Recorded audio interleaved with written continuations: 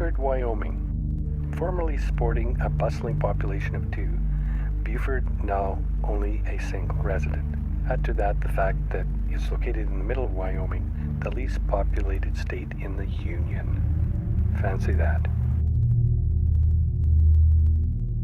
Number 2, the Great Pacific Garbage Patch. The patch is basically immobile, gigantic mass of trash out in the middle of the Pacific, composed entirely of plastic bottles, chemical sludge, and basically any other kind of debris you can imagine, larger than the state of Texas.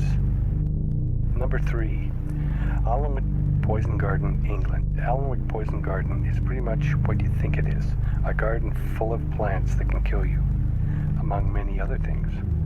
Some of the plants are so dangerous that they have to be kept behind bars. It's not exactly your typical stroll through your botanical garden. Number 4, Ramari Island, Burma. Ramari Island may be in the beautiful Burma, but nothing about this place is beautiful. It's actually a giant swamp full of thousands of saltwater crocodiles, which are the deadliest in the world, plus mosquitoes loaded with malaria, and venomous scorpions. Also, there was a 6-week-long battle here during World War II, in which only 20 Japanese soldiers survived out of 1,000, and most were killed by the wildlife. Number 5, the Zone of Alienation, Ukraine. Although you probably wouldn't want to vacation in Bad Prat either, the Zone of Alienation is a 19-mile decommissioned perimeter surrounding the grounds of the Chernobyl accident. It's administered by the branch of the government, specifically so that no one is allowed into it. But there are a few hundred residents who refuse to move. What is wrong with these people?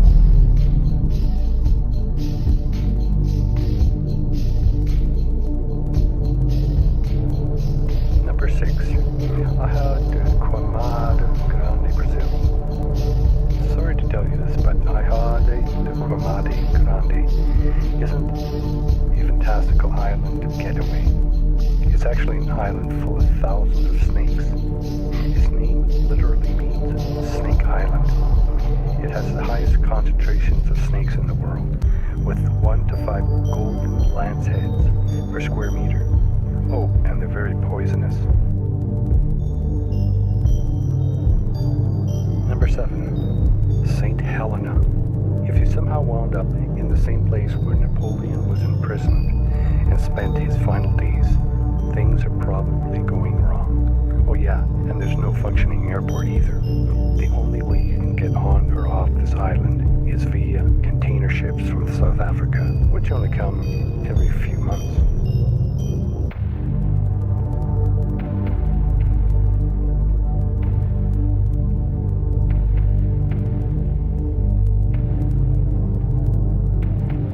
Number 8, Izu Island, Japan. The Izus are a group of volcanic islands located off the southern coast of Japan's Honshu Island. They are technically part of Tokyo, except because they are extremely volcanic, the air constantly smells of sulfur, and the residents have been evacuated twice, in 1953 and 2000. Because of dangerously high levels of gas, are now required to wear gas masks on their persons at all times.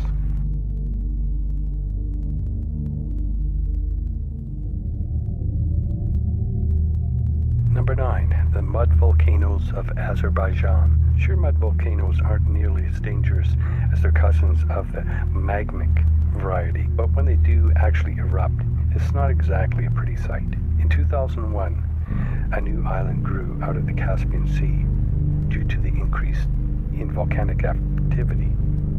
Right nearby, where hundreds of these bad boys are. Generally, they go off every 20 years, and when they do, they shoot flames hundreds of meters into the sky and deposit tons of mud into the immediate area. That must be one messy job to clean up.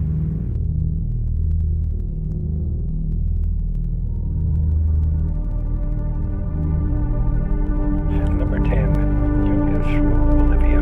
The North Yungas Road, nicknamed the Road of Death,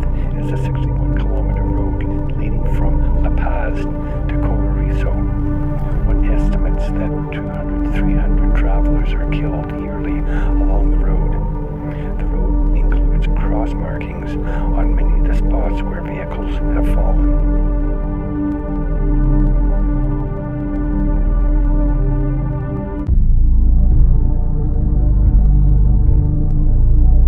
Number 11. Asbestos, Canada. Asbestos is a natural series of 6 silicate minerals, which are valuable for their fire resistance and sound absorption capabilities. On the negative side, this exposure causes cancer and mesothelioma. But for those who are curious enough to approach things, all is not lost. In Canada, in Thetford Mines, you can visit a huge open hole of asbestos that is still fully operational. The workers in the mines are not required to wear respiratory protection. The mine offers a